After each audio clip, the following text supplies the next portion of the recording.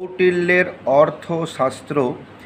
এখানে 15টি অধিকরণ রয়েছে, 150টি অধ্যায় রয়েছে এবং 180টি প্রকরণ রয়েছে। 1909 সালে আর শ্যামশাস্ত্রী অর্থশাস্ত্র প্রকাশ করেন। এর শ্রীমূলা টিকা বিখ্যাত গণপতি শাস্ত্রীর লেখা। এর তিনটি বিভাগ আছে, তন্ত্র, আবাব, তন্ত্র মুক্তি। প্রথমে 5টি ভাগ আছে।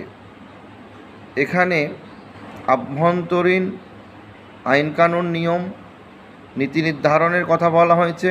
আবাব অংশে বহির্দেশীয়, বহির্বিভাগের বিদেশ নীতি এগুলি আছে। প্রথম অধিকরণের নাম বিনয়াধিকরণ, দ্বিতীয় অধ্যক্ষ প্রচার, 3 ধর্মস্থানীয়, 4 কণ্টক শোধন, 5 যোগবৃত্ত। মাদ্রাসা সার্ভিস পরীক্ষায় 5ম অধ্যায়ের নাম পড়েছিল, যার নাম যোগবৃত্ত। এটি হচ্ছে তন্ত্র অংশে রয়েছে।